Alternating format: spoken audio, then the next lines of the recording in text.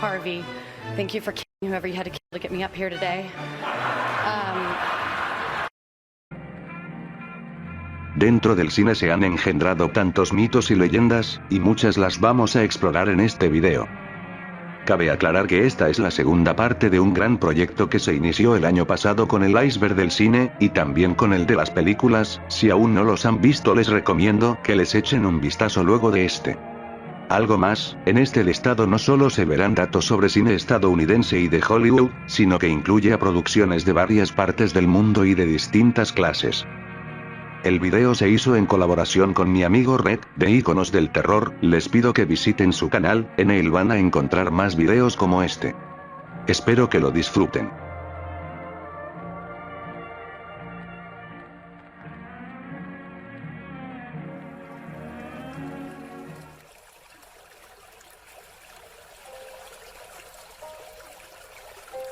Todo actor y actriz reconocido posee dentro de su filmografía algunas manchas negras. Quienes consiguen consagrarse suelen elegir cuidadosamente las cintas en las que actúan o, justamente, se han consagrado por haber sido parte de grandes películas. Pero nadie está exento de tener manchas negras en su currículum. Leonardo DiCaprio no es una excepción. Tras su real despegue que fue con Titanic en 1997, DiCaprio mantuvo un interesante nivel de películas, siendo este uno de los actores fetiche de Martin Scorsese, pero existe una película que él mismo se ha ocupado de ocultar durante muchos años. Se trata del film Don't Bloom de 2001, en la que también actuó Tobey Maguire, y que retrata la relación de un grupo de amigos veinteañeros que se reúnen periódicamente en un bar, siempre con una chica distinta, y conversan sobre los avatares de la vida. El film fue dirigido por R.D. Roth y fue rodado en clave independiente, junto al auge de este cine en Estados Unidos. Pero tanto DiCaprio como Maguire, ambos actores con grandes carreras, han hecho lo imposible para que la película llegue a la menor cantidad de espectadores posible. Uno de los artilugios fue impedir que la cinta se proyectara en Estados Unidos y en Canadá, por miedo a que esta manche su reputación. El film contiene diálogos cargados de misoginia y propone a los personajes de Maguire y DiCaprio con personalidades bastante detestables. Además de la baja calidad del film, el miedo de los actores también tiene que ver con que los relacionen con los personajes. Pero sabemos que la era de internet todo lo puede y es posible acceder a la película de la que DiCaprio tanto se avergüenza. Vimeo fue una de las plataformas que habilitó el contenido y fue inmediatamente denunciado por ambos actores. Tal vez Don't Bloom corra la suerte de convertirse en un film de culto y puedan amigarse los actores con esta cinta estrenada hace casi 20 años. Quienes suelen ver películas con regularidad seguramente recuerden algunos de los logos más famosos de la historia del cine.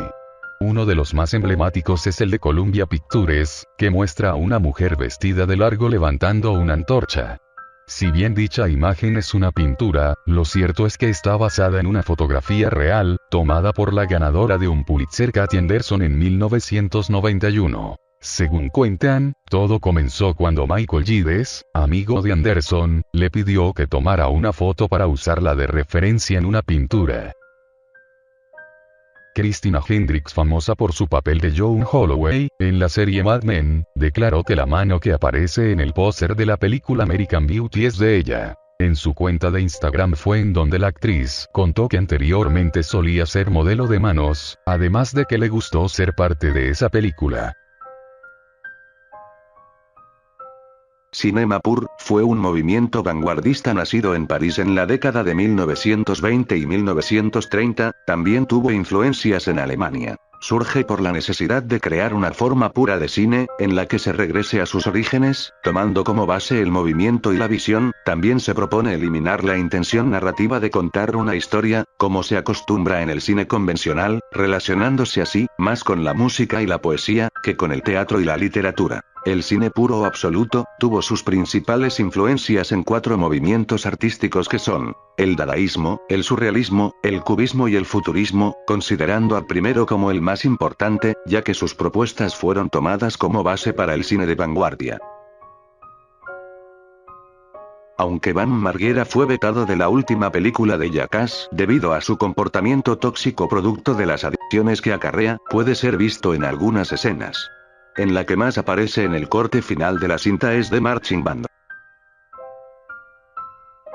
Freddy contra Jason 2, fue una película que desde que tengo memoria se ha estado esperando en internet. Numerosas ideas se dieron y fueron pospuestas o descartadas, desde incluir a Michael Myers, Pinhead o Ash Williams, siendo este último crossover el más realista ya que hay un cómic con esos tres personajes. Hay un fenómeno que suele repetirse en el cine, y es el de películas con una trama similar estrenándose el mismo año. Impacto Profundo, y Armagedón, Amigos con Derechos, y Amigos con Beneficios, Día de la Independencia y Marcianos al Ataque, Ataque a la Casa Blanca, y Olimpo bajo fuego. Son plagio o desafortunadas coincidencias. Hollywood, también conocida por su título original Hollywood and the Only Child, es una película de comedia muda estadounidense de 1923 dirigida por James Cruz. La película detalla la vida de una joven actriz que llega a Hollywood con el sueño de convertirse en una famosa estrella de cine. Fue producida por Paramount Pictures y se destaca por incluir cameos de más de 30 estrellas famosas de Hollywood. La película es ampliamente considerada como perdida. Sin embargo, se dice que el guión está disponible a través de Margaret Herrick, Special Collections, y han sobrevivido algunas imágenes fijas y carteles de películas. Existen numerosas teorías acerca del verdadero significado de la cinta El Resplandor, dirigida por Stanley Kubrick y estrenada en 1980. Algunos dicen que va sobre el genocidio de los nativos americanos en Estados Unidos, debido a algunos elementos clave que se pueden ver al fondo. Otros dicen que es sobre el holocausto judío durante la Segunda Guerra Mundial, siendo el objeto que transmite esto la máquina de escribir y el número 42 que se puede ver varias veces en la película, referencias al asesinato sistemático y la burocracia que acompañó a la matanza de judíos, que comenzó en el año 1942. Otros más avesados dirán que es acerca del abuso sexual y el incesto, específicamente el que lleva a cabo el personaje de Jack contra su hijo Dandy. Pero otra interpretación más conspiranoica, dice que en realidad es Kubrick disculpándose por haber falsificado el alunizaje. Estas teorías pueden conocerse más a fondo en un documental muy extraño pero interesante llamado Habitación 237. El término microcine puede tener dos significados. Puede describir películas de bajo presupuesto o de aficionados filmadas principalmente en video digital, editado en una computadora y luego distribuido a través de video, disco o sobre internet. O puede describir un modo de exposición de bajo presupuesto, una pequeña serie de teatro o proyección operada para mostrar películas de pequeño calibre, obras de artistas, cortos y programación de repertorio. Muchos festivales de cine y sitios web han presentado películas hechas de la subcultura de microcine.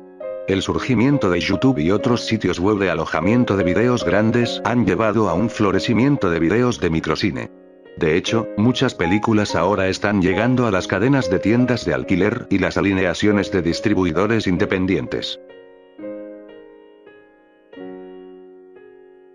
King John es el título con el que se conoce comúnmente al primer filme conocido de una película basada en una obra de William Shakespeare. Fue filmada en Londres, en septiembre de 1899, en el estudio al aire libre de la British Mutoscope and Biograph Company en Embankment. Fue una película muda hecha a partir de 4 películas separadas muy cortas. El Elle Film Institute Nederland tiene una copia incompleta de la tercera película que dura poco menos de 1 minuto. Faltan los últimos segundos de la escena en una copia, y el Archivo Nacional BFI tiene un clip de película de algunos fotogramas de la parte que falta.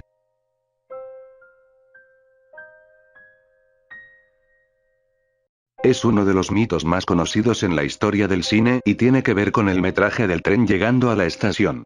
Supuestamente, la audiencia a la que se le proyectó por primera vez, agachó la mirada o escapó lejos del video creyendo que el tren los iba a aplastar.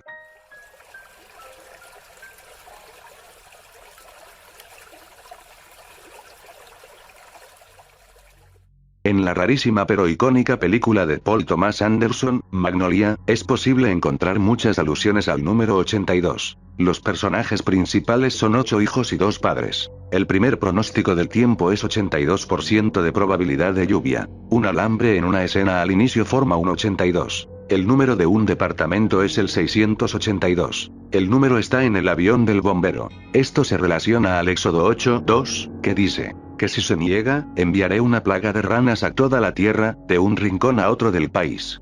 Y como sabrán quienes hayan visto la película, y esto es un spoiler, en el clímax de la película ocurre una rarísima lluvia de ranas. Se convirtió en un pasatiempo en el set para que Paul y la tripulación de Magnolia ocultaran tantas referencias a los números 8 y 2 como pudieran en los distintos planos. El ciclo Cremaster es un proyecto del artista visual Matthew Barney compuesto por 5 películas, esculturas, fotografías, dibujos y el cuaderno del artista. Su composición tomó 8 años, entre 1994 y 2002, culminando con una exposición en el Solomon R. Guggenheim Museum en Nueva York. John Wayne ha sido acusado de insumisión. El varonil y muchas veces símbolo de la masculinidad americana, fue abucheado por algunos veteranos de combate cuando entró a los escenarios de la United Service Organizations, una organización que provee servicios recreacionales y morales a los miembros de las Fuerzas Armadas de los Estados Unidos por todo el mundo. Alrededor del tiempo en que los japoneses atacaron Pearl Harbor en diciembre de 1941, Wayne no era el actor de renombre que recordamos hoy. Desde entonces ha sido acusado de cobarde por algunas personas debido a no haberse enlistado, y lo más cerca que estuvo del servicio de la Segunda Guerra Mundial fue retratar las acciones de otros en la pantalla grande. En un momento durante la guerra, la necesidad de más hombres uniformados hizo que el latón militar de los Estados Unidos cambiase el estado de borrador de Wayne a apto para el servicio. Pero los estudios de Hollywood intervinieron en su nombre, argumentando que el poder estelar del actor era una bendición para la propaganda en tiempos de guerra y la moral de las tropas. Se le otorgó un estado especial, lo que en aquel entonces significaba que fue diferido en apoyo de interés nacional. En su libro de 2014, American Titan, buscando a John Wayne, el autor Mark Elliott alega que Wayne estaba teniendo una aventura con la actriz Marlene Dietrich. Él dice que la posibilidad de perder esta relación fue la verdadera razón por la que Wayne no quería ir a la guerra. Out of Shadows, es una película conspiranoica estrenada en 2020, que habla sobre cómo Hollywood y los principales medios de comunicación manipulan a las multitudes al difundir propaganda a través de su contenido. Halloween 3D. Esta secuela habría empezado justo al final del Halloween 2, de Rob Zombie. Bueno, en realidad había empezado 5 minutos antes de que esta terminara, añadiendo nuevos eventos a esa fatídica noche para luego ir un año más adelante. Escrita por Todd Farmer, Halloween 3D estaba destinada a unir la visión de zombie de Michael Myers con la visión original de Carpenter. Como sugiere el título, esta secuela habría incluido elementos en 3D, y aunque estuvo cerca de hacerse, nunca encontró la financiación y el tiempo necesarios para llevarla a cabo.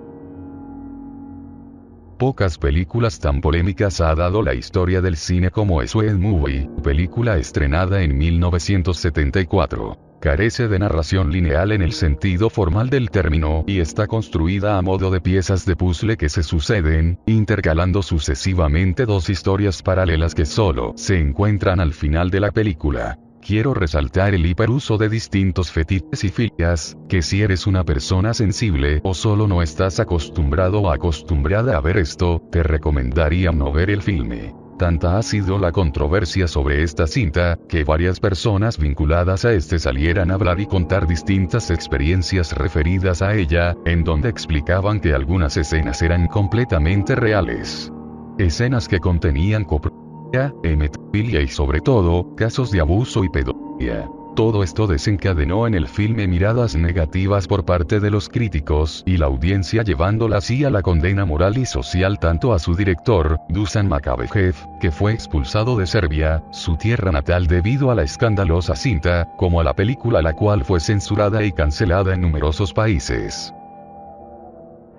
El día que el payaso lloró, fue uno de los primeros papeles serios de Jerry Lewis, estrenándose en 1972. La cinta retrata la vida de un payaso en un campo de concentración, que con sus gracietas conducía, según dicen, a los niños judíos a las cámaras de gas, y aunque está considerada por muchos de los que la pudieron ver como una película fallida y malograda, otros opinan que, tal y como dijo Lewis en su momento, merecía ser vista por el público antes de ser juzgada, aunque posteriormente cambiaría su mirada del filme, argumentando que se sentía muy arrepentido y que la cinta no tendría que haberse estrenado. La película sufrió graves contratiempos y sabotajes durante su producción, tales como problemas financieros y demás problemas de producción. Actualmente la película está en conservación en la Biblioteca del Congreso de los Estados Unidos, la cual ha recibido por donación del mismísimo Jerry Lewis. El filme no podrá ser proyectado hasta junio de 2024. Esquido, es una cinta de comedia estrenada en 1968, dirigida por el director Otto Preminger. La trama se centra en un grupo de hippies que se apoderan del yate de un jefe criminal llamado Dios, permitiéndole a un gángster reformado regresar para hacer un último trabajo. Uno de los datos más famosos del filme es que Otto Preminger originalmente quería que Bob Dylan hiciera la banda sonora de la película. Invitó a Dylan y su esposa a una proyección de una versión preliminar de la película en la mansión de Preminger en Hollywood. Después de la proyección, Dylan se encontró con todos los de su entorno, quienes pensaron que la película era un desastre, al solicitar una segunda proyección pero con una condición. Quería estar solo con su esposa en la casa durante la misma. Preminger accedió felizmente, convencido de que Dylan aceptaría el trabajo.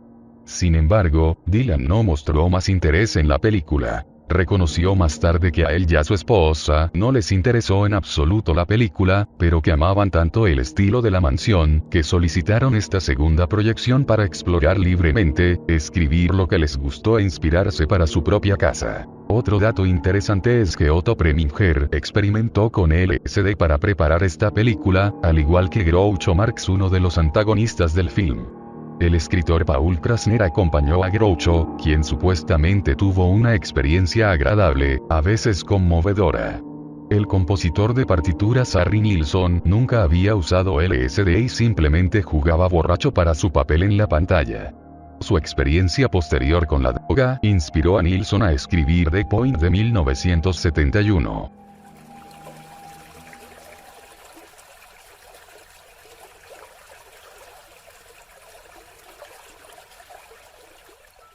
Ray Liotta era uno de los favoritos para interpretar el papel de Tony Soprano, pero rechazó el papel ya que no quería comprometerse a una serie de televisión. Más tarde se le ofrecería el papel de Ralph Cifaretto, que también rechazó. Titicus Follies es un documental estadounidense, estrenado en 1967, trata acerca de los pacientes reclusos del Hospital Estatal de Bridgewater para Criminales Dementes, una institución correccional de Massachusetts. Frederick Wiseman, el director del filme, redactó una propuesta filmográfica en donde se daba constancia de la autorización de poder filmar en el establecimiento y a los distintos pacientes. La propuesta fue aceptada verbalmente por el superintendente, que luego se cuestionó cuando comenzó la distribución de la película. Luego de ese acuerdo, comenzó la filmación, con el personal penitenciario siguiendo a Wiseman en todo momento y determinando en el acto si los sujetos filmados eran mentalmente competentes, lo que agregó más confusión a un proceso que ya era tenso. Justo antes de que la película se exhibiera en el Festival de Cine de Nueva York de 1967, el gobierno de Massachusetts intentó obtener una orden judicial que prohibiera su estreno, alegando que la película rompía la privacidad y la dignidad de los pacientes. Wiseman también fue acusado de romper un contrato oral, dando al gobierno estatal control editorial sobre la cinta. En 1968, el juez del Tribunal Superior de Massachusetts, Harry Callus, ordenó que se retirara la distribución de la película y se destruyeran todas las copias, citando una vez más las preocupaciones del Estado sobre las violaciones de la privacidad y la dignidad de los pacientes. La disputa fue el primer caso conocido de prohibición de distribución general en Estados Unidos de una película por motivos distintos a la obscenidad, la inmoralidad o la seguridad nacional. Más tarde en los años 90, la cinta pudo ver la luz públicamente y fue puesta en distribución. En el 2022 el filme fue elegido para su conservación en el Registro Nacional de Cine. La Montaña Sagrada es una película surrealista mexicana de 1973, dirigida por Alejandro Jodorowsky, quien también escribió el guión y participó como actor y compositor, entre otras cosas. Es considerada una de las mejores producciones de su época y la obra maestra de Jodorowsky, así como un pilar del llamado cine esotérico. El filme cuenta la historia de un vagabundo que conoce, a través de un alquimista y su asistente, a un grupo de 7 seres superiores que representan cada uno a un planeta del sistema solar. Juntos emprenderán un viaje en busca de la montaña sagrada, con la intención de desplazar a los 7 dioses que en ella habitan y convertirse en seres inmortales. Después de que Jodorowsky se revelase como un fenómeno underground con su largometraje El Topo, John Lennon, fascinado por el filme, convenció a Alan Klein, representante de los Beatles, para producir La Montaña Sagrada. George Harrison consideró protagonizar la película, pero cuando supo que tenía que interpretar una escena en la que saldría su amo en primer plano, se negó a participar y fue sustituido por otro actor. En La Montaña Sagrada, Jodorowsky no solo cuestiona los preceptos de la religión cristiana, sino también los operadores artísticos. Es decir, el arte, o la obra artística, como herramientas de adoctrinamiento de las masas. Bienvenido a It, es un sombrío documental estrenado en 2015 en algunos festivales, que habla sobre el intento del supremacista blanco Craig Coe de apoderarse de la ciudad de Leyte en Dakota del Norte.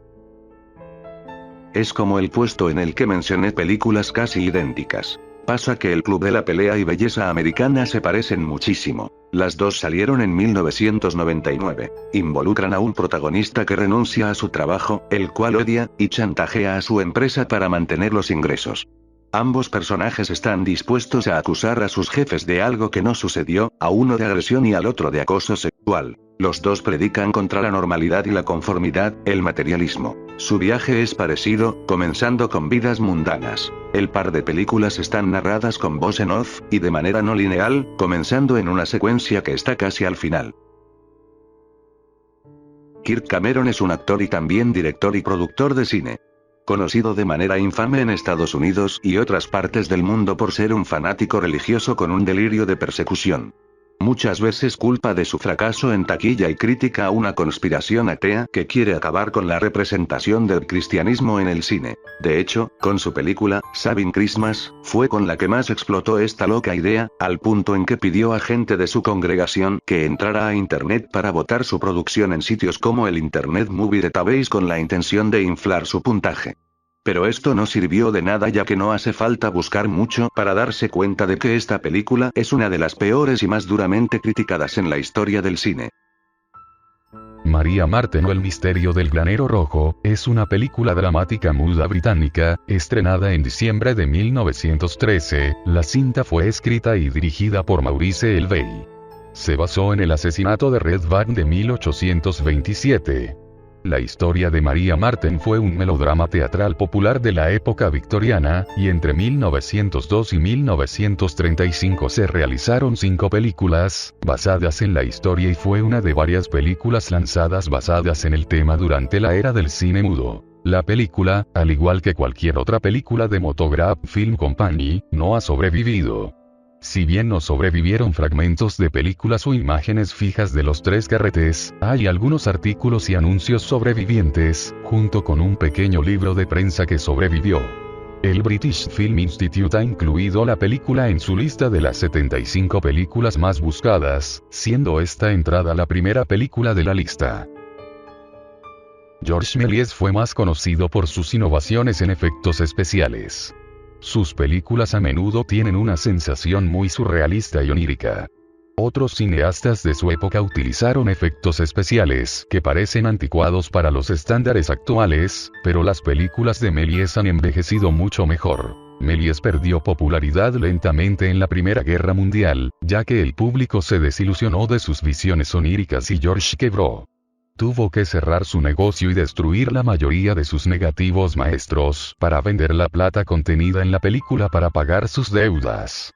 No sería hasta cerca de la muerte de Méliès que sus películas serían reconocidas por su importancia histórica. De las más de 500 películas de Méliès creadas y documentadas, solo existen 231 en la actualidad.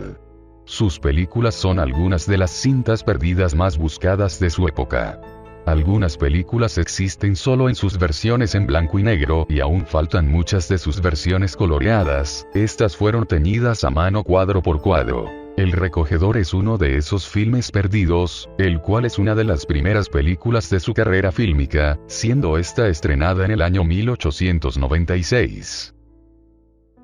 Ataúdes de Luz, es un documental que narra la historia del ya fallecido director español Sergio Del Monte, bastante conocido en el mundo del cortometraje. La cinta estudia la existencia de unas grabaciones pertenecientes a la última película maldita de Del Monte, que supuestamente buscaba explorar el poder de las imágenes subliminales.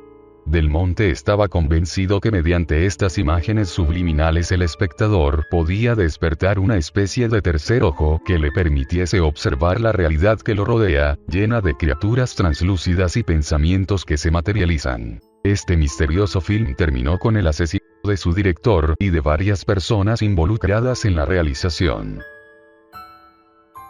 Wisconsin de Atcrit traza una mirada de numerosos sucesos sombríos y extraños que tuvieron lugar en el condado de Jackson, Wisconsin y sus alrededores, en particular, la ciudad de Black River Falls, entre 1885 y 1910. Experimenta una ola de sucesos inquietantes, macabros y verdaderamente excéntricos. Los problemas económicos de la ciudad o el duro clima de Wisconsin contribuyen a la plaga de asesinatos, incendios provocados, locura, enfermedades, suicidios y otros males que padecen los ciudadanos malditos. En parte investigación de archivo, en parte dramatización, esta película resucita a los demonios de Black River Falls a través de fotografías sombrías y recreaciones de los sórdidos artículos de noticias de la ciudad. Existe una teoría sobre la cinta El proyecto de la bruja de Blair, que es muy interesante. Como saben, en la película nunca aparece la susodicha bruja y más bien se vale del ambiente para ser inquietante para la audiencia. Esta teoría le otorga más realismo y dice que dentro de la película, en la historia, los dos personajes masculinos llevan con engaños a la chica haciéndola creer que forma parte de un documental, solo para asesinarla. Esta teoría tiene mucho sentido si tienen en cuenta el final. Puedes imaginar a estos dos chicos yéndose con Heather, el personaje en cuestión, a un lugar apartado para poder quitarle la vida sin preocupaciones. Cotton Club era el nombre de un establecimiento clandestino en el que se reunían estrellas del viejo mundo de la farándula. Eran principalmente cantantes o músicos, pero también se les unían actores y gente del cine. Excesos, drogas, alcohol y sexo. Este club nocturno de Nueva York que se mantuvo abierto durante la ley seca de los años 1920, fue mítico debido a las excentricidades que permitía ahí dentro. Cerró en 1940, posteriormente se reabrió otro club en el mismo sitio con el nombre de Latin Quarter, hasta que se derribó el edificio en 1989 para construir un hotel. Figuras de la industria musical como Ella Fitzgerald, Louis Armstrong, Nat King Cole, Billie Holiday, y otras de parte del séptimo arte como Jimmy Durante, Mae West, y Eddie Cantor, pasearon por este lugar. Brittany Murphy, la mítica actriz, cuya carrera iba en ascenso, tuvo un deceso que hasta el día de hoy resulta misterioso para algunas personas. El 20 de diciembre de 2009, a la edad de 32 años, falleció en su residencia en Los Ángeles, California. Según el informe de la autopsia, la causa oficial de su muerte fue una combinación de neumonía y una intoxicación por múltiples medicamentos recetados. Además, se mencionó que la intoxicación crónica por dichos medicamentos y la anemia también contribuyeron a su deceso. Tras la muerte, su esposo, Simon Monjack, un guionista y productor británico con quien se casó en 2007, continuó viviendo en la misma residencia en Los Ángeles. Sin embargo, el 23 de mayo de 2010, apenas 5 meses después del fallecimiento de Brittany, Simon Monjack fue encontrado muerto en la misma casa. La causa oficial de su muerte también fue una neumonía aguda y anemia severa, con rastros de medicamentos recetados en su sistema. Estas tragedias en la vida de ambos cónyuges han suscitado cierta controversia y especulación en los medios de comunicación. Algunas teorías de conspiración y sospechas han surgido en relación con las circunstancias exactas de sus muertes. Sin embargo, las autoridades médicas y forenses concluyeron que las causas de ambas muertes fueron naturales, sin evidencia concluyente que respalde teorías de conspiración o misterio adicional en torno a estos sucesos trágicos.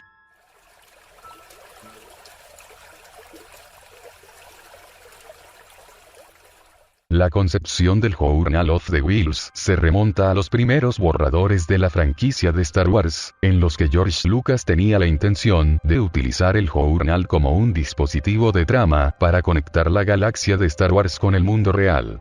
Si bien esta idea finalmente se abandonó, el Journal se mencionó en varias fuentes de Star Wars, como la novelización de la película original.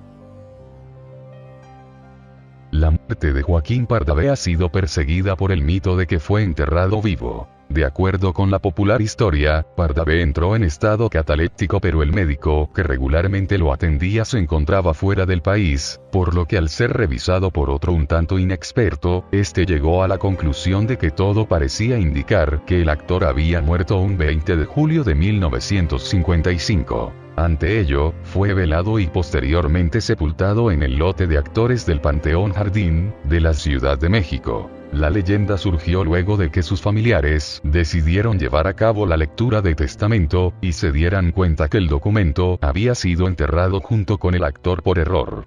Pero ese no fue el fin de la tragedia, pues al momento de llevar a cabo la exhumación, se percataron que el cuerpo se encontraba boca abajo, con restos de piel en las uñas, señales de tortura en lo que se suponía fue su intento por salirse de la caja, así como también el rostro se mostraba destrozado, suponían, por la desesperación de no poder moverse. Esta versión fue difundida por el diario mexicano La Prensa. Sin embargo, la Sociedad de Autores y Compositores de México informó que dicha publicación solo era un rumor por parte del periódico, mientras que los familiares del actor negaron que habían exhumado el cadáver.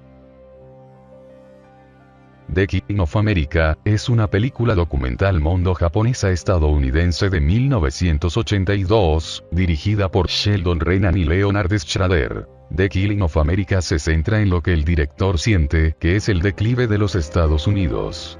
Incluye entrevistas de un sargento retirado del departamento del sheriff de Los Ángeles, así como del forense del condado de Los Ángeles, Thomas Noguchi.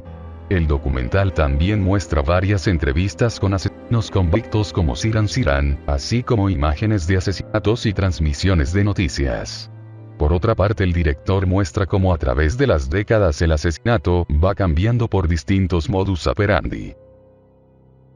Love Camp 7. Es una película estadounidense de 1969 sobre la explotación nazi de mujeres en prisión. Trata de dos mujeres, agentes del Servicio Secreto de Inteligencia, que se infiltran en un campo de prisioneras nazi en busca de información. Es una de las películas más oscuras sobre la Segunda Guerra Mundial, ya que pertenece al género de explotación, que roza con la pornografía o el porno.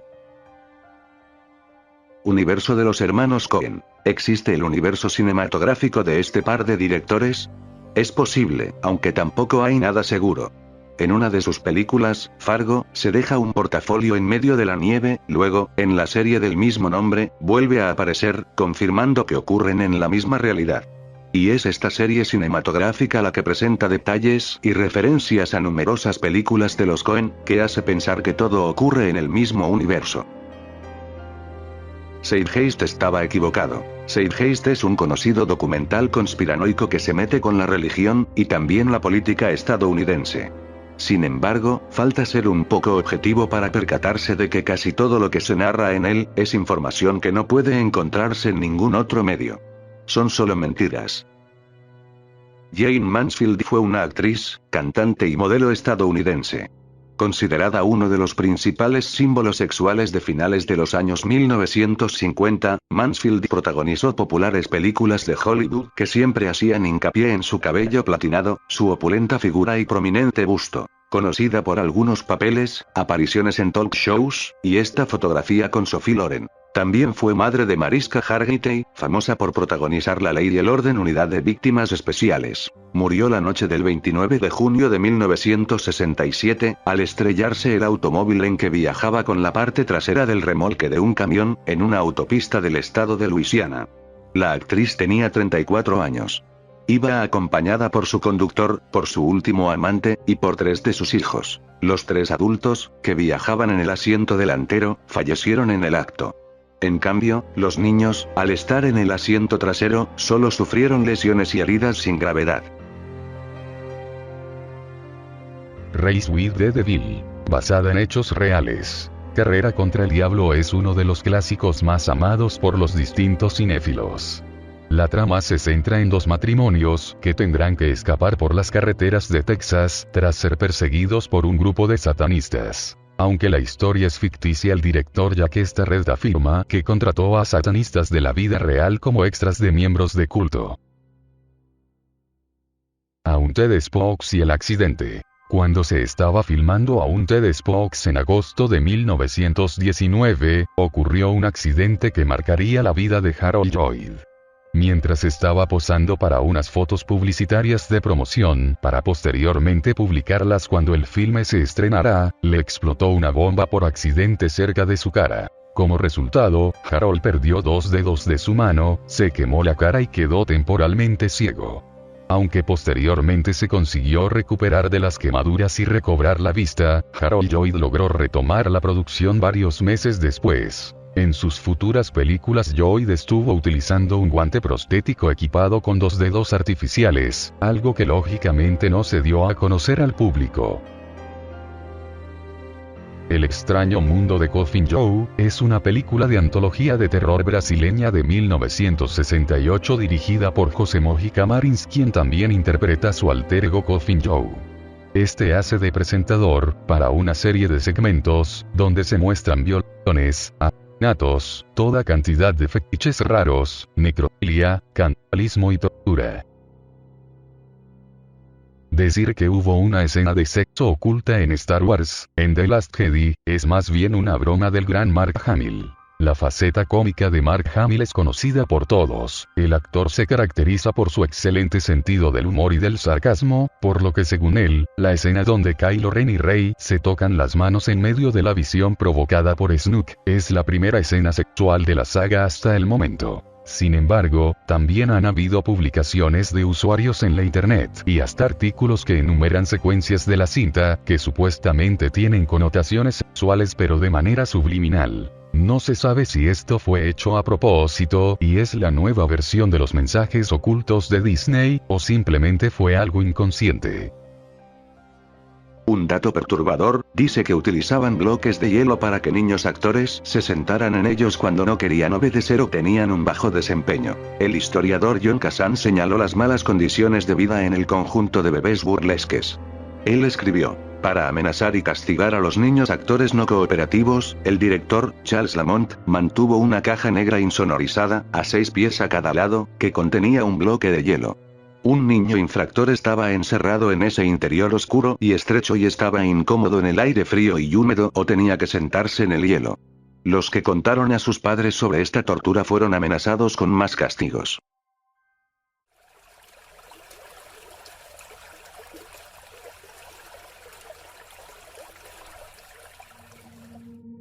Hablando de Shirley Temple, War Babies es un cortometraje de comedia estadounidense de 1932 dirigido por Charles Lamont.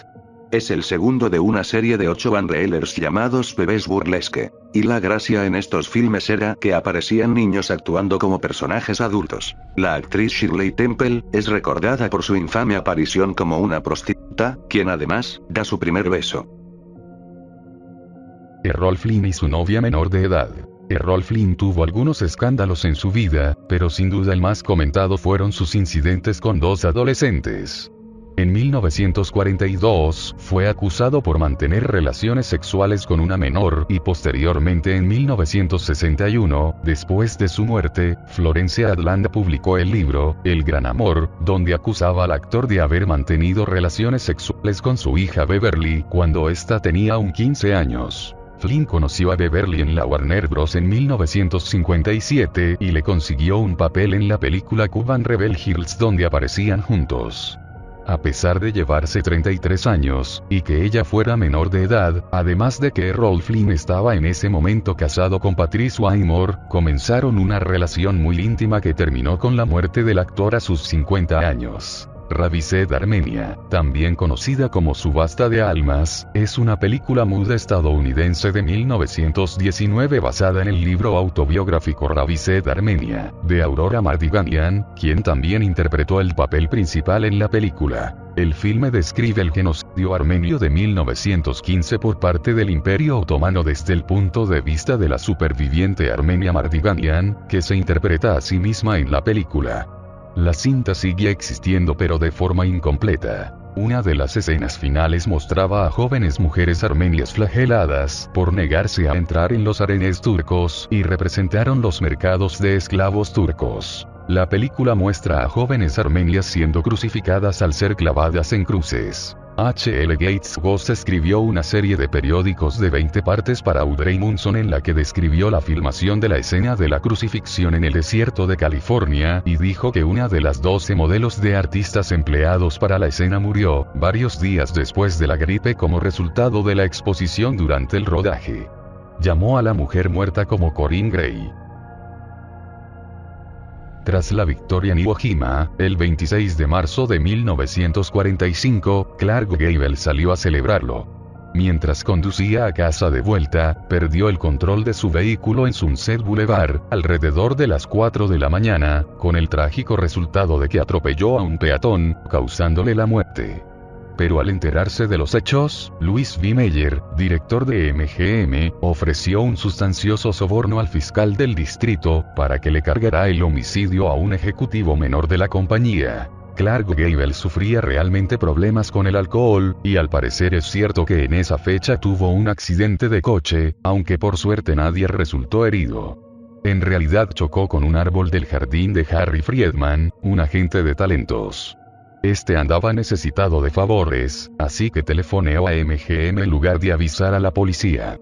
Los publicistas de la productora trataron de maquillar el suceso, informando a la prensa de que la estrella había sido expulsada de la carretera por otro conductor.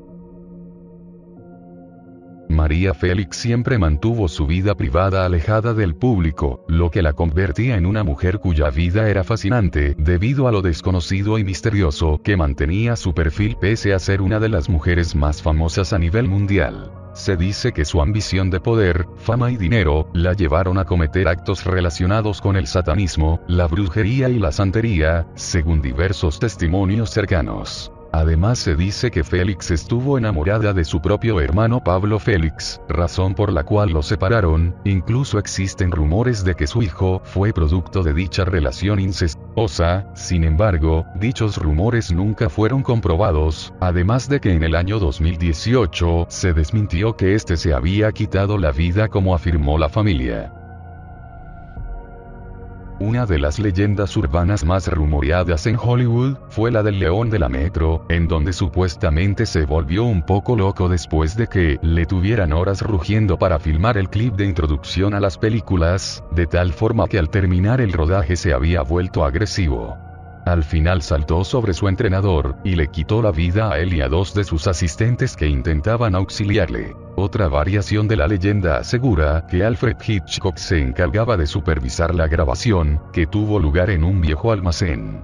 Antes de que este acabara entraron en el lugar 2 ladrones que guardaban allí su botín, el animal les rugió y después saltó sobre uno de ellos, causándole la muerte. Aunque esto no es más que una simple leyenda ya que en realidad no se ha utilizado únicamente un león, sino 5 a lo largo de las décadas. Primero Slats, en la época del cine mudo, seguido de Jackie, el más famoso, pues representó a la compañía de 1928 a 1956, y fue el primero al que se escuchaba rugir. Le siguió Tanner, el primero en Technicolor, alternándose desde 1934 con Jackie, que seguía saliendo en los filmes en blanco y negro. Le siguieron George, que solo trabajó de 1956 a 1958, y Leo, el más duradero, que sigue apareciendo a día de hoy. No existe ninguna constancia de que ninguna de estas bestias dañara a nadie. Explotación infantil en Romeo y Julieta, 1968. Los actores Olivia Hussey y Leonard Whiting, protagonistas del filme Romeo y Julieta de 1968, demandaron a Paramount, poseedora de los derechos de la cinta, por explotación infantil. Cuando grababan la película, se les prometió que no habría escenas de desnudos, sin embargo, en el tramo final de las filmaciones, el director los presionó para realizar el desnudo con el argumento de que la película fracasaría. Tenían 15 y 16 años en ese momento. Zwemblatsborgongelen te Ámsterdam o en español, El lugar de baño para jóvenes en Ámsterdam, fue un cortometraje mudo holandés de MHLAD de 1896 sobre la piscina recientemente inaugurada en Eiligeweg, en Ámsterdam, que fue la primera piscina cubierta en los Países Bajos. La película está perdida. Gestapo's Last Story, o en español, La última orgía de la Gestapo, es una película de explotación italiana dirigida y coescrita por Cesare Canevari.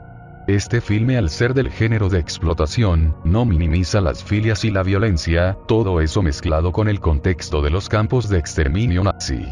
Más adelante le dedicaré un video a esta cinta. Anagatami, es una película de guerra japonesa de 2017, dirigida por Nobuo Kobayashi, basada en una novela de 1937 de Kazuo Dan. La película cuenta la historia de la pureza de la juventud acosada por el caos de la guerra, inspirada en la propia infancia de Obayashi. Gira en torno a Toshihiko, un niño de 16 años que se muda con su tía a Karatsu, y desarrolla amistades y romances con los habitantes de la ciudad mientras la Segunda Guerra Mundial se desata. En agosto de 2016, justo antes de que comenzara el rodaje de la película, al director Nobuo Kobayashi le diagnosticaron cáncer de pulmón avanzado y le dijeron que solo le quedarían 3 meses de vida. Pero la fuerte voluntad de hacer la película lo ayudó a vivir y terminar la película. George Carlin es un famoso comediante, figura de la contracultura y también actor estadounidense. Cuando murió se empezaron a hacer virales algunos bulos alrededor de su persona, como la conocida reflexión llamada La paradoja de nuestros tiempos, que resultó no estar escrita por él, sino por un hombre religioso. Otra mentira, no muy comentada, se empezó a dar a modo de anécdota en algunos canales extraños que parecen subir cosas aleatorias, y decía que en 1956, Carlin salvó a Nancy Allen, actriz estadounidense conocida por aparecer en Robocop y vestida para matar, de unos cocodrilos, luego de que ella cayera en un pozo con estos animales siendo una niña. Incluso se puede encontrar una fotografía que serviría de evidencia. Pero estas imágenes son de una granja de lagartos, que estuvo activa en California entre los años 1907 y 1953. No entiendo por qué empezaron a hacer estos bulos luego de la muerte de Carlin, pero al menos sirven para que lo conozcan y le den una oportunidad a su material. En 1982, durante el rodaje de la película de La Dimensión Desconocida, hubo horribles eventos que hasta el día de hoy se recuerdan con amargura. Un viernes 23 de julio, el actor Victor Morrow y 2 niños actores de origen vietnamita, una niña y un niño de 6 y 7 años de edad respectivamente, murieron cuando un helicóptero cayó sobre ellos en pleno acto. Las explosiones pirotécnicas causaron la pérdida de control del aparato, que comenzó a volar muy bajo y se estrelló. Las hélices decapitaron a Morrow y al niño, la niña perdió la vida por aplastamiento. Quienes iban a bordo del helicóptero apenas resultaron heridos. Las acciones legales contra los responsables del film duraron casi una década, y cambiaron la regulación legal del trabajo efectuado por los niños en los rodajes durante las noches y en las escenas con efectos especiales. El director, sus asistentes, el piloto del helicóptero, el gerente de producción y el especialista en explosivos, fueron juzgados y absueltos por cargos de homicidio involuntario en un juicio de 9 meses en 1986 y 1987. Como resultado del accidente, el nombre del segundo asistente del director, Andy House, fue retirado de los créditos y reemplazado por el seudónimo Alan Smithy, que como sabrán si vieron el video anterior, es el nombre que se coloca cuando por lo general un cineasta quiere evitar ser acreditado y recordado en una obra. Jackie Cooper, un legendario actor de cine y televisión que trabajó desde que era un niño, es otra prueba de lo duro que pudo y puede ser este mundo artístico. Su autobiografía, lanzada en 1982, se titula Por favor no le dispares a mi perro. El nombre se debe a la amenaza del director Norman Taurgo, de disparar a la mascota de Jackie si no era capaz de llorar en la película Skippy, de 1931, cabe señalar que el niño tenía apenas 9 años.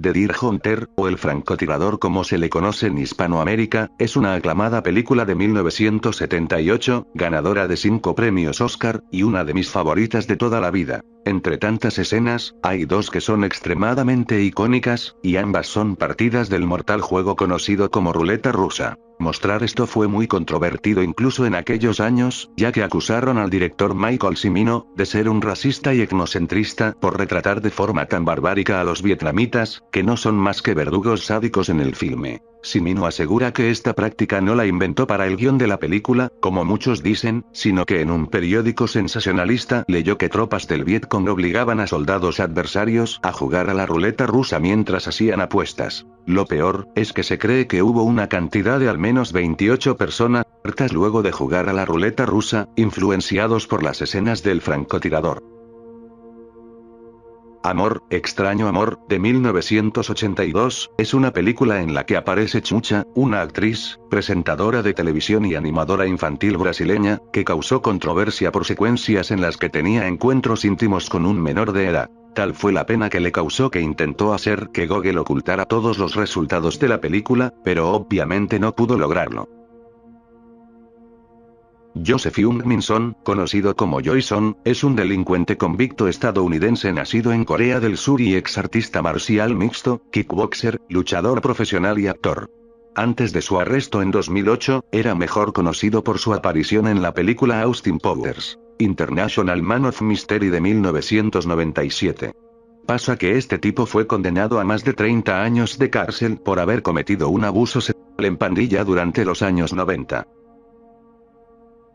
White Wilderness es un documental de naturaleza de 1958, producido por Walt Disney. Se destaca por su propagación de la idea errónea del suicidio masivo de lemmings. La cinta contiene una escena que supuestamente representa una migración masiva de roedores conocidos como lemmings y termina con los lemmings saltando al océano Ártico. En 1982, el programa de la revista de noticias de CBC Television, The Fifth Estate, transmitió un documental sobre la crueldad animal en Hollywood llamado Cruel Camera, centrado en la película, en donde se descubrió que la escena del lemming fue filmada en el río Bow, cerca del centro de Calgary, y no en el océano Ártico como implica la película.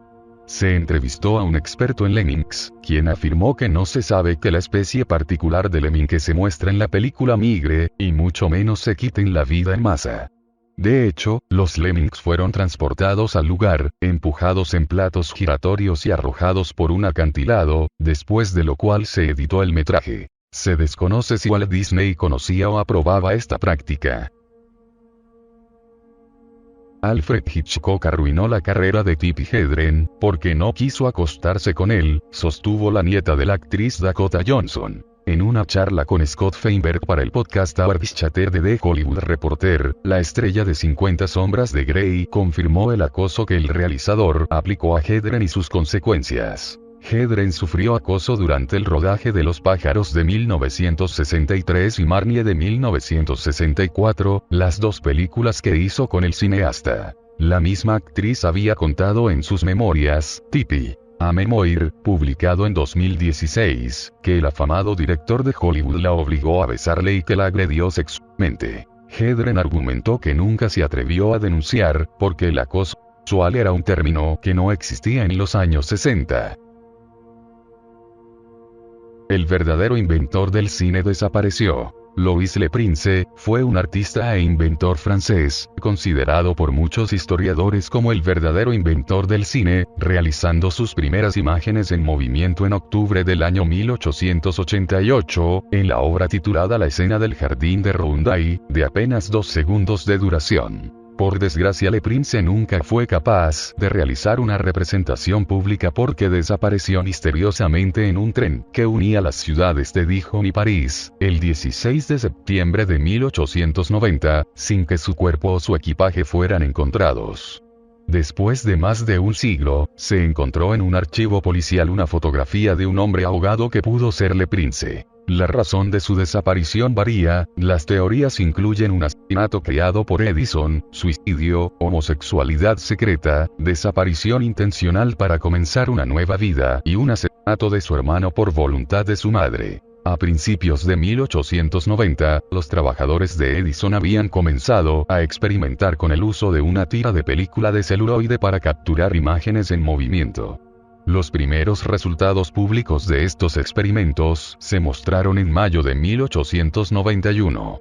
Pero la viuda y el hijo de Le Prince, Adolphe, estaban ansiosos por promover la causa de Louis Le Prince, como el inventor de la cinematografía. En 1898, Adolphe apareció como testigo de la defensa en un caso judicial presentado por Edison contra la American Mutoscope Company.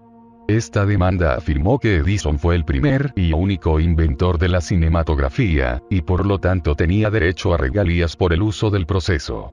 A Adolphe Le Prince no se le permitió presentar las dos cámaras de su padre como evidencia, y así establecer el reclamo anterior de Le Prince como inventor, y, finalmente el tribunal falló a favor de Edison.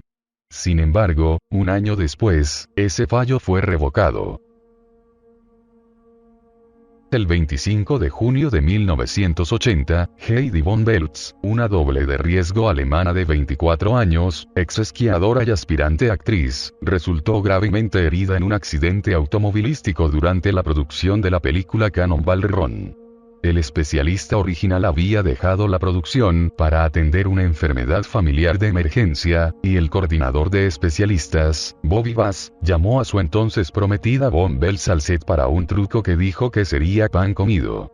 El coche iba a ser conducido por un especialista, Jimmy Nickerson, y le exigía que pasara entre los vehículos que se aproximaban. Mientras tanto, se le pidió a von Beltz que viajara en el asiento del pasajero, operando una máquina de humo, dando la impresión de que el automóvil estaba en llamas. El automóvil, un Aston Martin, se había visto afectado por problemas mecánicos, incluida la dirección, el embrague y el velocímetro defectuosos. También tenía neumáticos pelados y no tenía cinturones de seguridad. Durante el truco planeado, el auto chocó de frente con una camioneta, rompiendo el cuello de von Beltz y dejándola tetrapléjica. Kevin Clash es un titiritero, director y productor estadounidense. Interpretó y fue la voz oficial de Elmo en la serie animada infantil Plaza Sésamo, de 1985 a 2012. También interpretó títeres para Labyrinth, Dinosaurs, Obi y varias producciones de Muppets. Clash fue el quinto titiritero en interpretar a Elmo, que se convirtió en su personaje principal, y también se desempeñó como productor ejecutivo y director del espectáculo. Renunció al programa Plaza Sésamo el 20 de noviembre de 2012, después de denuncias de conducta sexual inapropiada, todo lo cual negó y luego fue desestimado debido a la expiración del Estatuto de Limitaciones. En noviembre de 2012, Sheldon Stephens, de 23 años, alegó que había tenido una relación sexual con Clash que comenzó cuando Stephens tenía 16 años. Sesame Workshop había presentado inicialmente la acusación en junio, y su investigación encontró que la acusación no tenía fundamento. Clash reconoció que había estado en una relación con el acusador. Sin embargo, dijo que la relación era entre adultos que consienten. Stephens luego se retractó de su acusación, pero 2 semanas después, otro acusador, Cecil Singleton, hizo acusaciones similares, y el abogado Jeffrey Herman entabló demandas contra Clash. En julio de 2013, los 3 casos contra Clash fueron desestimados porque los reclamos se hicieron más de 6 años después de que cada hombre razonablemente hubiera tenido conocimiento de las presuntas violaciones de Clash. Los abogados de Clash expresaron su esperanza de que el fallo permitiera restaurar su vida personal y profesional. Mientras tanto, los abogados de los demandantes apelaron el fallo, alegando que los efectos psicológicos del abuso no se hicieron realidad hasta 2012. En abril de 2014, el Tribunal de Apelaciones de los Estados Unidos confirmó la decisión de desestimar las 3 demandas. Meses después de que las otras presuntas víctimas hicieran acusaciones legales, Stephens presentó una demanda en Pensilvania contra Clash, pero finalmente fue desestimada en junio de 2014 porque el Estatuto de Limitaciones había pasado. Thomas Ince fue un pionero de la industria del cine.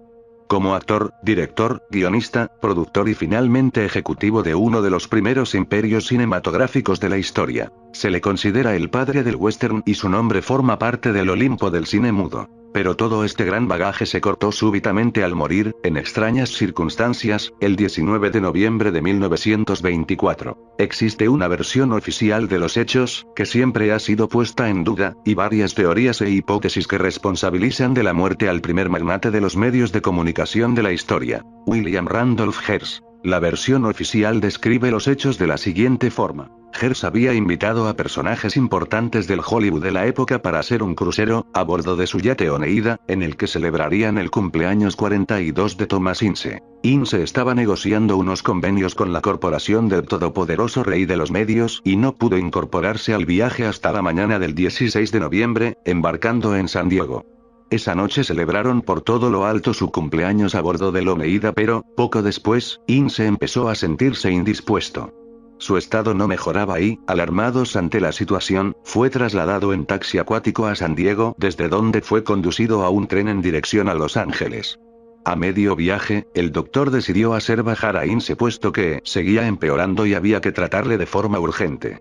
En Del Mar, fue atendido en un hotel por otro doctor y una enfermera.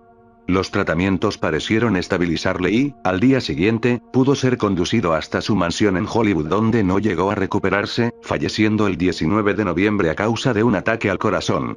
Su médico personal firmó el certificado de defunción. Fue incinerado en los días siguientes. Ahora bien, ya desde el primer momento, empezaron a surgir rumores que contradecían la versión oficial de su muerte. Los medios que no estaban bajo el control de Hearst vieron un filón en la historia y se aprestaron a usarla para hacer mella en la credibilidad del hombre que, años después, sirvió de inspiración a Orson Welles para crear a Charles Foster Kane. A medida que pasaba el tiempo, se construyeron hipótesis que sugerían que Hearst había descubierto la relación entre su amante, Marion Davies, y Charles Chaplin. Durante el viaje, las sospechas del magnate se confirmaron cuando supuestamente los encontró en un momento inoportuno. Hearst decidió resolver el asunto de manera contundente y fue a buscar su arma. Marion gritó, despertando a Thomas Ince, quien se interpuso en el acto y recibió el disparo, que originalmente iba dirigido a Chaplin. En algunas versiones, se dice que Ince fue confundido con Chaplin en la oscuridad. También se ha sugerido que su intervención en la discusión pudo haber resultado en un disparo accidental.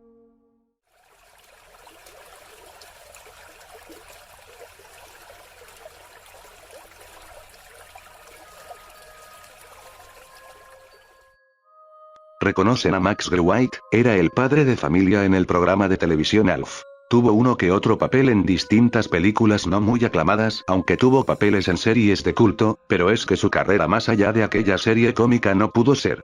La razón fue que un diario sensacionalista publicó una serie de fotos en las que supuestamente Max aparecía teniendo relaciones homosexuales y consumiendo sustancias ilícitas. Esto significó un duro golpe a su trabajo. Estas fotos, por cierto, no son del actor, sino de otro hombre al que capturaron en esa situación. En enero del año 2000, fue arrestado bajo sospecha de conducir en estado de ebriedad. Volvió a pasar en el año 2003. También cabe añadir que Gerwhite generó cierto rencor hacia Alf, ya que un objeto inanimado tenía más fama que él. Según los informes, estaba muy feliz cuando el programa fue cancelado en 1990. Alexei Vyacheslavovich Panin, es un actor ruso y ganador del premio estatal de la Federación Rusa. Asistió a la Academia Rusa de Artes Teatrales. En febrero de 2013, Panin se declaró bisexual. No es muy conocido de este lado del mundo, pero ha estado envuelto en controversias como en junio del 2013, cuando causó alborotos en un bar, después por pelear con alguien y meses más adelante debido a un accidente automovilístico. Pero su episodio más oscuro fue cuando le difamaron al decir que aparecía en un video teniendo sexo con un perro. Él alega que intentaron dañar su reputación por un juicio cercano en el que iba a participar, aunque desconozco exactamente de qué. Solo se da a entender que es por la custodia de su hija. No he tenido la oportunidad de ver el video, pero los pocos comentarios que hay por ahí mencionan que la persona que aparece se asemeja mucho físicamente al señor Alexei. The Skywayman, es una película pseudo-documental perdida de 1920 sobre vuelos acrobáticos producida por Fox Film Corporation. La película es conocida principalmente por sus acrobacias impresionantes, así como por las imágenes de muertes sin cortes de Homer Locklear y Milton Elliot. En la noche del 2 de agosto de 1920, se estaba filmando una acrobacia utilizando reflectores para ayudar a guiar a los pilotos anteriormente mencionados. Estos estaban operando un biplano e indicaron a los miembros de la tripulación que apagaran las luces cuando se prepararan para acercarse al suelo. Tenían bengalas adheridas a las alas para dar a los aviones la ilusión de que estaban en llamas. El avión debía simular un choque en tierra. La tripulación descuidó las instrucciones para apagar los focos. Cegados por el resplandor de las luces, los pilotos no tenían idea de que el suelo estaba más cerca de ellos de lo que pensaban, y el avión se estrelló, muriendo ambos instantáneamente. Esta escena y sus secuelas quedaron en la película, lo que la convierte en una de las primeras filmaciones de la historia en presentar las muertes en pantalla de sus miembros. La escena conmocionó al público en todo el mundo. No se sabe que existan imágenes de la película, pero han sobrevivido algunas imágenes fijas de producción, anuncios y fotos del accidente. Según los informes, los directores de la cinta Mondo, Traces of Death de 1993, intentaron encontrar las grabaciones, solo para descubrir que la película se había perdido.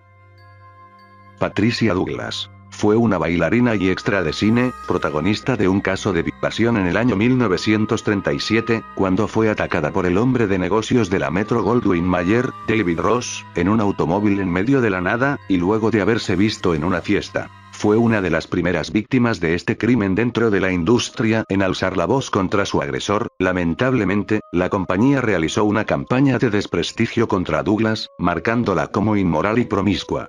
El caso fue desestimado posteriormente por falta de enjuiciamiento. Douglas se retiró de la industria después de su asalto y luchó con sus relaciones en la vida como resultado del trauma mental y emocional que experimentó por la violación y la posterior campaña de desprestigio. Falleció de causas desconocidas el 11 de noviembre de 2003. El Exorcista es una de las películas de terror más icónicas de todos los tiempos. Tanto es así que, aún hoy, logra asustar al público. Pero el film, además, parece tener otros motivos. Entre ellos, se destaca el hecho de que uno de los extras del elenco era, en realidad, un asesino serial en la vida real. Se trata de Paul Bateson, que aparece en una de las escenas más escalofriantes de la película.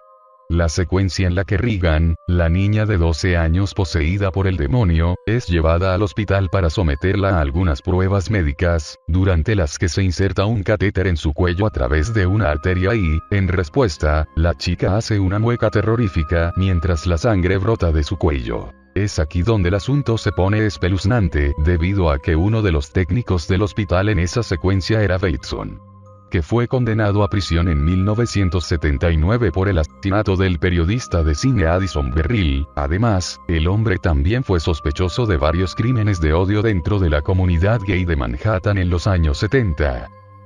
El director de la película, William Friedkin, lo conoció en el centro médico de la Universidad de Nueva York, e impresionado por su capacidad actoral, lo invitó a trabajar como extra en El Exorcista. Allí, interpreta al médico que le explica a la protagonista lo que le sucederá durante el procedimiento.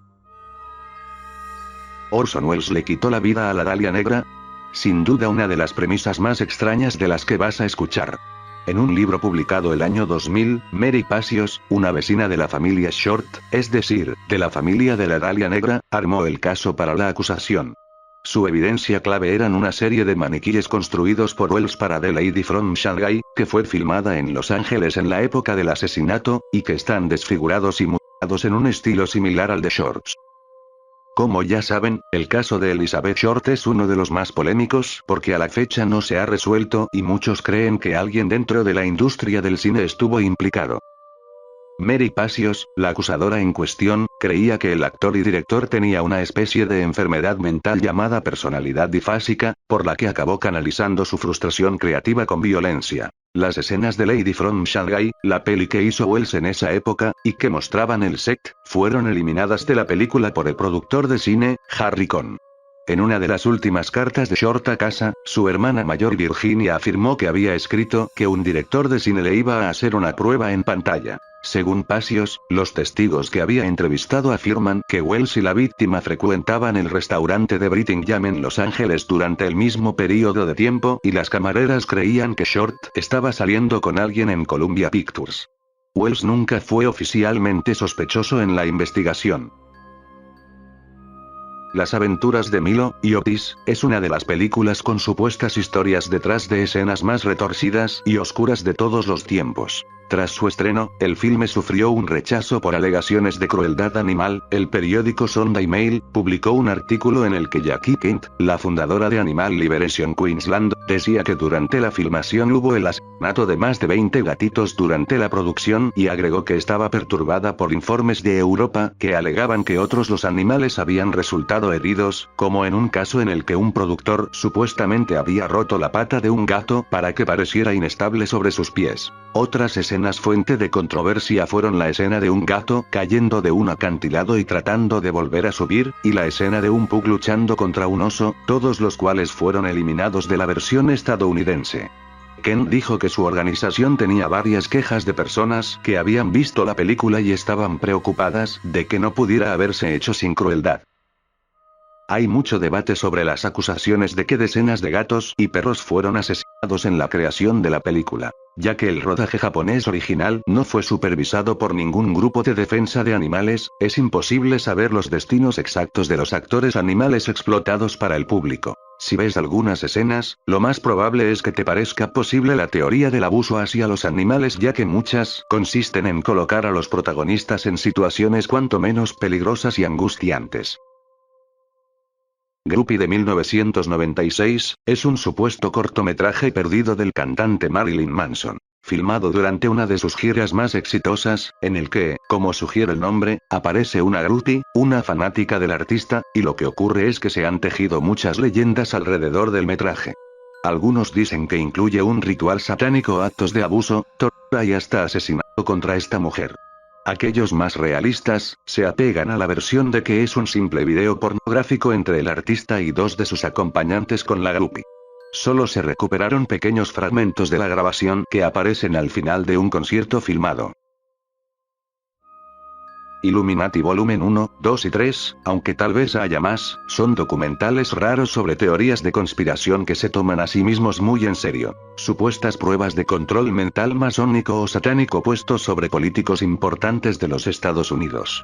También de mensajes subliminales para controlar a la población, e incluye datos y disque conexiones con misticismo y religiones inusuales. Por ejemplo, mencionan a un tal Jack Parsons, un científico e ingeniero aeroespacial que además era ocultista, interesado especialmente en la telema, la religión que podemos asociar con el mago, y también ocultista Aleister Crowley. Parsons aseguraba que sus creencias religiosas y mágicas no contradecían su labor científica y realizaba oraciones al dios pagano Pan antes del despegue de cada cohete. Murió en 1952 después de una explosión química en el laboratorio de su casa, según la creencia popular, mientras realizaba un experimento mágico. Del mismo modo dedica algo de su tiempo a hablar de varias sectas como la Iglesia de la Cienciología y el oscuro listado de personas asesinadas ligadas a esa organización. A los miembros reunidos del Proyecto Manhattan, que produjo las primeras armas nucleares, en el ya conocido Club del Bohemian Grove. Son bastante interesantes si te gustan las teorías conspirativas, y utilizan material de archivo muy perturbador. Midnight Rider es una película dramática biográfica estadounidense inacabada. El 20 de febrero de 2014, el primer día de filmación, el equipo estaba en un puente de caballetes de ferrocarril activo, en lo alto del río Altamaha en el condado de Wayne, Georgia. Debido a la negligencia criminal de los productores de la película, la segunda asistente de cámara Sarah Jones murió cuando fue atropellada por un tren de carga CSX que llegó sobre el caballete. Otros 7 miembros de la tripulación también resultaron heridos, uno de gravedad. La producción se suspendió la semana siguiente y se llevaron a cabo múltiples investigaciones sobre el incidente con varias aún por resolver.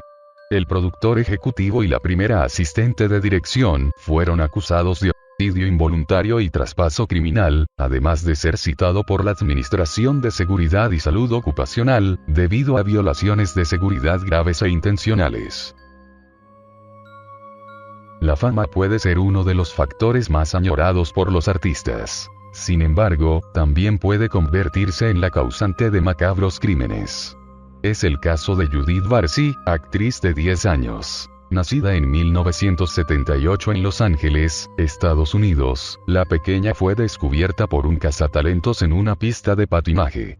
Si bien en ese entonces tenía 5 años, aparentaba menos edad debido a que sufría de un déficit congénito en la hormona del crecimiento. Desde ese entonces, Judith comenzó a incursionar en el mundo de la publicidad en diversos anuncios, y posteriormente en el doblaje de películas animadas, como En Busca del Valle Encantado. Además, por su baja estatura, interpretaba papeles de niñas de 7 años, considerando que ella tenía 10. Tiempo después obtuvo roles en cintas como Tiburón, La Venganza de 1987, y varias series de televisión.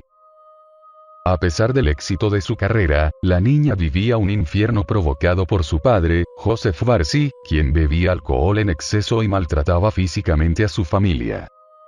La fama que alcanzó Judith volvió a su padre aún más paranoico, celoso y controlador. Esto se debía en gran parte por su hija, la cual se había convertido en el principal sustento económico de la familia. Las agresiones físicas y psicológicas de su padre incidieron en la personalidad de la niña, quien durante una audición para la película Todos los perros van al cielo, sufrió una crisis nerviosa.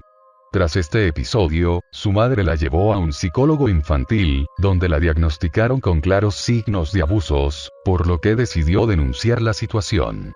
No obstante, nunca continuó con los trámites legales. Cuando Judith se preparaba para irse a las Bahamas para filmar Tiburón, su padre sacó un cuchillo y la amenazó diciéndole: "Si decides no volver, te cortaré la garganta". El miércoles 27 de julio de 1988, según especificó la policía, el padre concretó las amenazas que había estado haciendo durante al menos 5 años. Aquella noche asesinó a su esposa e hija con un disparo en la cabeza. Aparentemente con la intención de borrar las evidencias, el sujeto le prendió fuego a los cuerpos, para posteriormente quitarse la vida en el garaje de la casa. La leyenda de Takako Konichi es una de las más sombrías y extrañas relacionadas a una película. En este caso, tiene que ver con la cinta Fargo, de 1996, y dirigida por los hermanos Coen, que trata de un tipo que ordena el secuestro de su esposa y todo se sale de control. En cierto punto, para el rescate de esta mujer, su padre mete todo el dinero solicitado por los criminales en un maletín, y uno de ellos se lo queda, para luego ocultarlo en medio de la nada, enterrado en la nieve. Esta escena luego estaría vinculada con la serie de televisión que se desarrolla en el universo de Fargo, o de los Coen como ya había mencionado. Takako Konichi, nacida en algún instante de 1973, fue una empleada de oficina japonesa de Tokio cuyo cuerpo fue encontrado por un cazador de arco en un campo afuera de Detroit Lakes, Minnesota. El 15 de noviembre de 2001. La joven había llegado originalmente a Minneapolis a principios de ese mes, viajó a Bismarck, Dakota del Norte, entonces a Fargo, y finalmente a Detroit Lakes, donde murió. La leyenda cuenta que Takako viajó desde Japón luego de haber visto la película, para encontrar el tesoro, el dinero en el maletín enterrado en la nieve. Esto cobraba fuerza porque en aquellos tiempos se creía que los eventos de la cinta eran reales, debido a la mítica inscripción del inicio que empieza con: "Esta es una historia real". Konichi pasó a la posteridad como la mujer que murió congelada en medio de la nieve gracias a Fargo, por creer que el mítico tesoro era real. Incluso se hizo un documental, y hay que añadir que esto no es más que una leyenda. Que empezó porque al parecer habló con alguien sobre la película y la otra persona malentendió todo el asunto. Sin embargo, aún así es extraño que hiciera un viaje tan largo solo para quitarse la vida, algo motivado supuestamente por una depresión que se desencadenó tras haber perdido su trabajo. El veredicto de suicidio fue respaldado por el descubrimiento de que había hecho una llamada telefónica de 40 minutos a su examante en Singapur la noche anterior, había enviado una nota de suicidio a sus padres expresando su intención de suicidarse y se había deshecho de la mayor parte de las pertenencias que había traído consigo a los Estados Unidos antes de salir de Bismarck. Lo siguiente se conoce por una fuente anónima. Hugh Hefner, el fundador de Playboy, llenó un ataúd revestido de cemento lleno de videos sexuales repugnantes y lo arrojó al océano poco antes de su muerte en septiembre de 2018. Hefner estaba aterrorizado de que el mundo descubriera todo sobre su pasado. Había guardado un cofre del tesoro de recuerdos de su vida con todas estas hermosas mujeres que datan de la década de 1950 hasta mediados de la década de 1990. Algunas estrellas de cine masculinas famosas también estaban en esos videos y, si hubieran salido, habría sido un gran escándalo. Jeff también tomó miles de fotografías en sesiones de fotos, lo que le dieron las chicas a lo largo de los años. Allí había un lote de cintas, filmadas en 8 milímetros y cine, que se filmaron durante algunas de las orgías que disfrutó en los años 70. Marilyn Monroe definitivamente estaba en los videos, así como muchas superestrellas que adornaban las páginas de su revista, afirmó la fuente. Agrega que tras la divulgación del video sexual de Pamela Anderson, Hefner se puso tan molesto y paranoico que decidió que era mejor hacerlos desaparecer. No confiaba en que las personas los quemaran en caso de que los robaran, por lo que le encargó a Joe Piastro de deshacerse de ellos en el océano.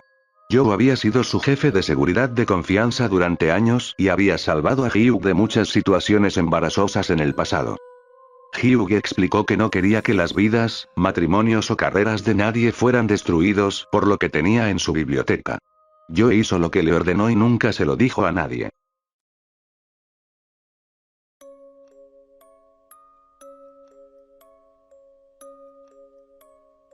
Bueno, aquí al fondo se encuentran otros datos extraños de los que se sabe muy poco, o que son cosas con no mucho sentido. Aquí van. Frozen se hizo para ocultar las búsquedas de la cabeza congelada de Walt Disney. XD. Bjork en un video de Crush Fetish. Creo que es más que nada un malentendido por una mujer que se parece mucho a ella.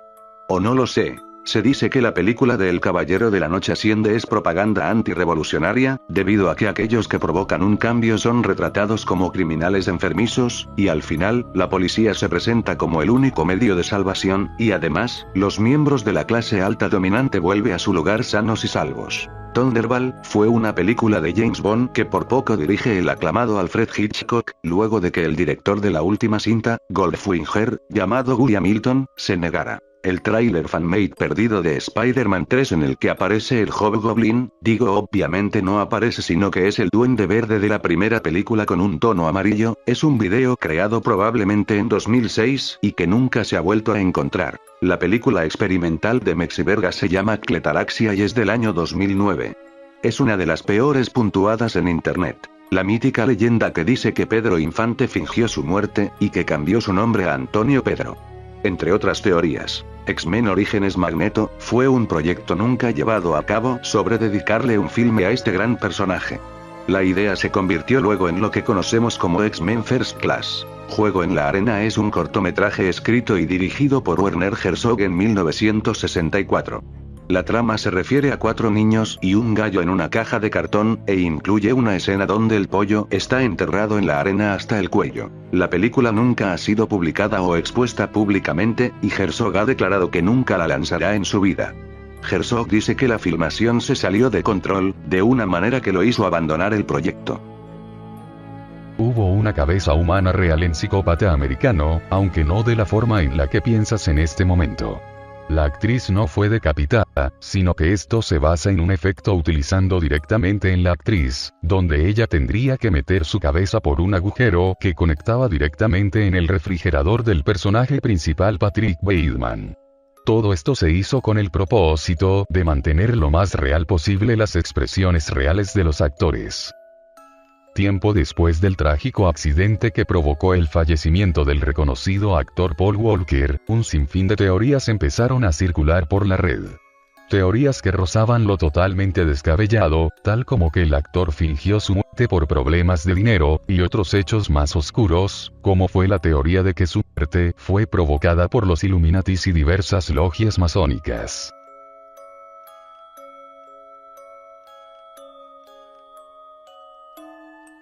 Y bueno, esto ha sido todo por ahora. Espero que les haya gustado el video, que lo hayan disfrutado.